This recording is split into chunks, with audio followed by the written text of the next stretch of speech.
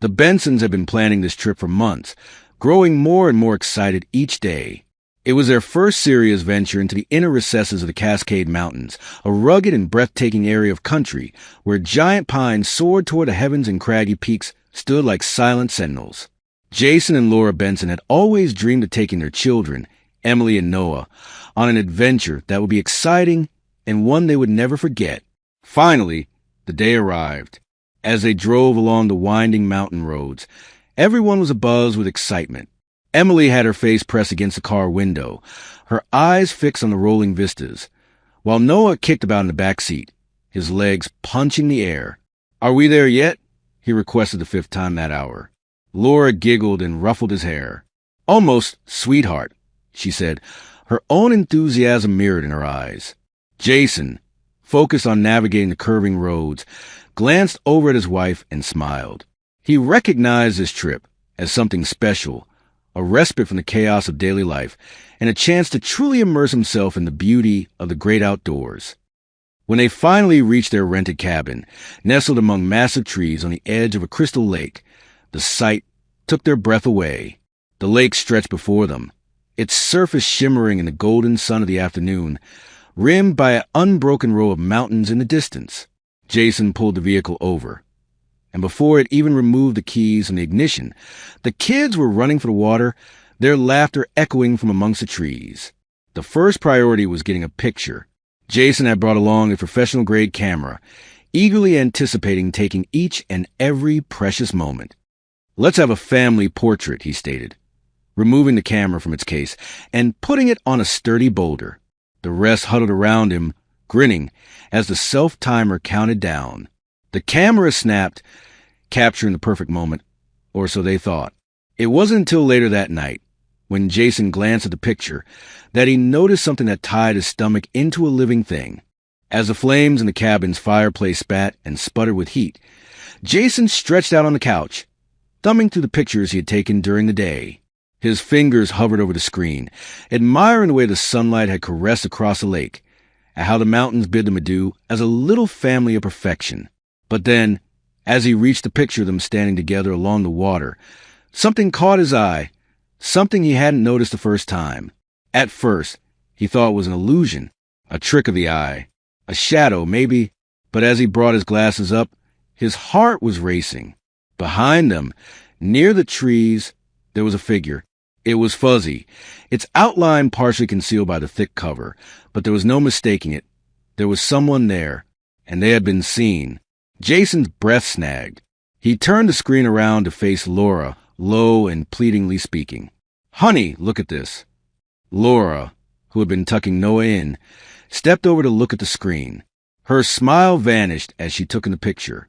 Who is that?" she whispered. Jason shook his head. "I don't know. And they weren't with us. And they did not come toward us. Which means..." He trailed off, but the point was clear. Whoever they were had been tracking them in the woods, quietly observing their family without showing themselves. Laura wrapped her arms around herself, feeling suddenly exposed. The cabin, which had been so cozy and warm, now felt oddly remote. The wind was howling through the trees outside, rattling the windows as if to scare her off. Jason stood up hastily. "I'm going outside," he said. Laura grasped his arm. "Are you sure that's a good idea?" she asked, her voice laced with worry. Jason hesitated, but nodded. "I just want to look quick. See if there's any indication of someone being out there." Laura bit her lip, but released it reluctantly. "Be careful." Jason stepped out, his flashlight cutting through the darkness. The lake, lovely in the daytime, was now large and menacing under moonlight. He was looking at the treeline, his heart pounding. The ground was wet with dew from the evening, and as he stepped forward, he noticed something that made his blood run cold. Footprints. Fresh ones, away from where the figure had stood. As Jason was about to follow the tracks further into the woods, a harsh noise made him freeze. A hard, deliberate knock on the cabin door. Jason spun on his heel, pounding heart banging against his ribs. The knocking came again, louder this time. Laura's voice from inside. "Jason?"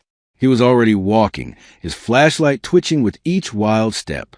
When he reached the porch, he saw Laura at the door, her face pale. "There's someone outside," she whispered.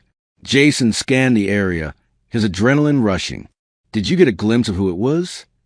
She shook her head. "No, I just heard the knock." Jason stepped forward, his hand on the door handle. He hesitated for a moment before he pushed it open. The porch light groaned to life, casting. Nothing. Nobody was there. He stepped out onto the porch, shining his flashlight around. The night air was still, except for the susurration of wind through the trees. But then, just at the edge of the light, something shifted, a shadow flitting between the trees. "Hey!" Jason bellowed, his voice commanding. "Who's out there?" "Nothing." Laura inched forward, her arms folded across her chest. "Jason, let's just go inside." Jason would not. He needed answers. But the more he stared into the woods, the greater a deep, instinctive fear became. Something was amiss here. Whatever was in the woods did not wish to be seen. And they were messing around. With one last look, he nodded and went back inside, closing the door behind him. But he could not push the feeling that this was just the beginning. Determined to uncover some answers, Jason tightened his hold on the flashlight and gingerly followed the trail of prints into the dark forest. The night air had grown uncommonly quiet, as though the night itself held its breath in suspense. The only noise was the crunch of leaves under his boots and the distant rustle of branches swaying in the wind. Laura followed behind, her arms wrapped tightly over herself, each nerve strung taut. "We shouldn't be here," she whispered, glancing back over her shoulder as if she quite expected someone or something to be following them. "What if it's not safe?" Jason slowed but did not stop. "If there is someone out here watching us, I need to know why." They walked deeper into the woods along the path, their flashlights casting wild shadows on the trunks of giant pines. The further they went, the heavier the silence became. Then, suddenly, a sharp snap, as though a twig had snapped, rang out of the darkness ahead. Jason froze, his heart pounding. "Did you hear that?" Laura nodded, holding his arm tightly. "Yes, somebody's there." He raised his flashlight, sweeping it back and forth. For a moment, he could have sworn he caught sight of movement, a shadow dancing just beyond the beam. He took one step forward cautiously, but in doing so, the figure ran. "There!" Jason shouted, racing ahead.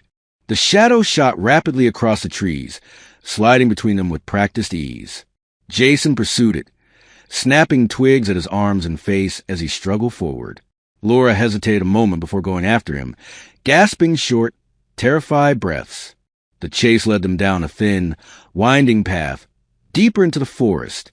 Jason's heart pounded in his ears as he tried to keep up, but whoever they were chasing was fast. Too fast. Then, just as he was gaining on him, the man made a sharp turn and disappeared into the darkness. Jason skidded to stop, his light beam darting wildly across the area. Laura appeared behind him, panting. Where? Where did they go?" Jason shook his head, peering over the dense foliage. "I don't know. They just..." A shocked scream tore the night apart, and they halted in unison. It was close, yet it was distant. And it wasn't that of the man they'd been following. It came from some other place. A bellow, bawling, aching, thundered out through the forest. "Help! Help someone!" Jason and Laura exchanged a glance before running off toward the sound of the voice. The chase had led them somewhere they did not intend to be, but now it was too late to turn back. There was someone out there who had to be saved. Jason and Laura leaned over the edge of the ravine, their flashlights providing only distant glows over the rock drop below. A cry of pain came drifting upward out of the shadows, sending a shiver down Laura's arm. Jason pulled hard, shifting his light back until it caught a fleeting flash of movement. There, leaning along the edge of a 20-foot-deep narrow shelf, was a man. One leg was twisted at an unnatural angle, and his face contorted in pain. "Hello, are you okay?" Jason yelled down, his voice just loud enough above the howling wind. The man groaned again before barely being able to lift his head. "I believe my leg is broken," he rasped. Laura's hand flew to her mouth. "Jason, we need to call for help." She felt around in her pocket for her phone, her shaking fingers only to show the dreaded no signal at the top of the screen. Jason clenched his teeth, watching the scene. We can't wait for assistance. If he's down there overnight, hypothermia will take its course. He turned to Laura. I need to go down. Laura's eyes widened. You're crazy. It's too risky. You'll fall. Jason placed a calming hand on her shoulder. I'll be all right, but we can't leave him there. Laura swallowed hard, knowing he was right. Be careful, she breathed. Jason searched for a safe way down, eventually spotting a row of serrated rocks that formed a rough path to the ledge below. He took a deep breath and began his descent, his heart pounding with every shaky step. The ground was moist, with dew on it, and loose rocks tumbled down when he walked. Midway down, his shoe slipped, and his stomach fell as he grabbed hold of an outcropping rock with seconds to go. Laura gasped above. Jason! I'm okay, he yelled back, steadying himself before continuing. Finally, he made it to the ledge. Up close, the injured man looked worse than ever, his face pale, sweat running on his forehead. Jason dropped to his knees beside him. I'm Jason. What's your name? The man struggled for breath. Matt, he whispered. Matt, help is coming, but I need to keep you warm. Can you move your arms? Matt nodded faintly, his breath shallow. Barely. Jason grabbed off his coat and threw it over Matt's shoulders. And as he did, he caught something else. Matt's hands were trembling, but not with cold. He was gripping something. Jason moved in close. Matt, what's that?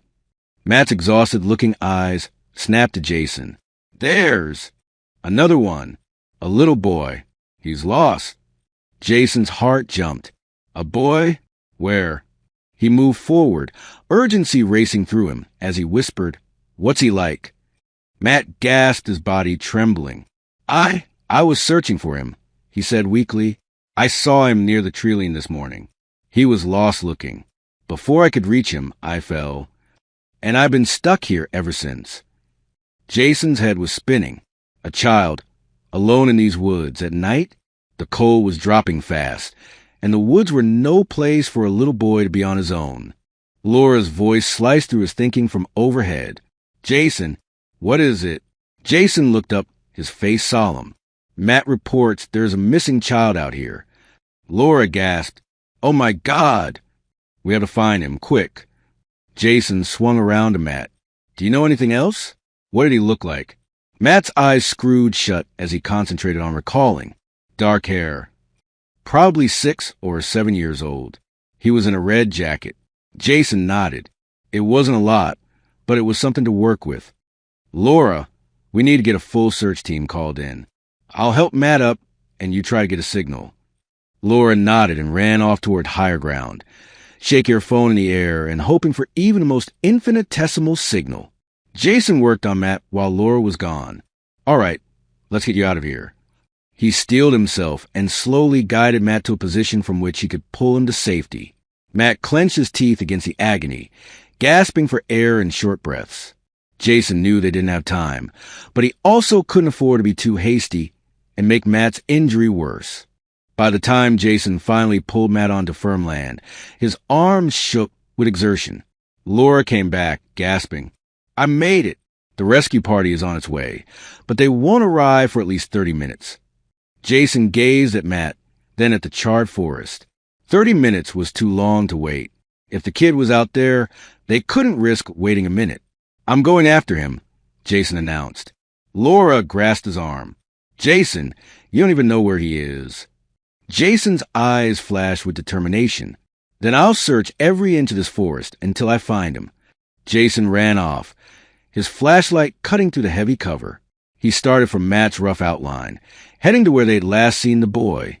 Every snapping twig and every rustling leaf made his heart go hammering. Hello? He shouted into the night. Are you listening? The only answer was a distant owl hoot. He pressed forward, his breath forming mist in the cold air. Then, just as he was about to call out again, he heard something, a faint, muffled sound. He froze, listening intently. A sob. I shouted Sobi. Jason's pulse quickened. I'm coming, he shouted, pushing through the thick underbrush. Jason plunged ahead rapidly, his heart hammering in his breast, as he struggled through the dense underbrush. His flashlight cut a narrow circle through the dark, illuminating tangled roots and gnarled branches that grasped at him and caught him as he battled through. The wailing was far but distinct, carried on the wind like the sigh of despair. Again he shouted, his voice commanding but soothing. "Hello? It's okay. I'm here to help you. Can you hear me?" There was a moment of silence stretched out across the woods, so absolute that Jason was most afraid. Then a small, quaking voice replied, no louder than a whisper. "H here." Jason's heart was racing. He sprinted toward the sound, his boots pounding through leaves that were strewn on the ground. His beam of light darted over a small figure curled up on the ground beneath the enormous downed tree. There, in a ball, was the boy, his red jacket nearly indistinguishable from the dark forest floor. His dirty face and tear-stained eyes mirrored the despair in his body, which was shaking back and forth. Jason crowded up beside him, talking softly.